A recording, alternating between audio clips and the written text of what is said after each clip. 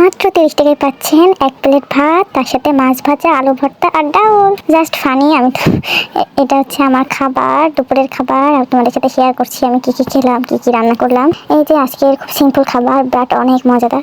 আর বাঙালি হয়ে যখন জন্মাচ্ছে, আর আলু ভর্তা ডাল তো সব থেকে প্রিয় খাবার হবে, বাঙালির পছন্দের খাবার। আমারও অনেক অনেক পছন্দের খাবার। তার সাথে করলাম মাছ ভাজা। এখানে আমি আলুটা ভর্তা করলাম পেঁয়াজ আর মরিচটা সুন্দর মতো ভেজে, তারপরে এই ভর্তাটা মোটামুটি অনেক ভালো লাগে। আর এখানে আমি বাটা মাছ ভেজেছি একদম কড়কড়া করে, যাতে কাটা শুদ্ধই খাওয়া যায়। তার সাথে একদম ঘন মাছে মসুরের ডাউল, একদম ধনিয়া পাতা দিয়ে অনেক অনেক মজা, একদম অমৃতের মতো খাবার। এই যে আমার থালি রেডি, 30 টাকার থালি।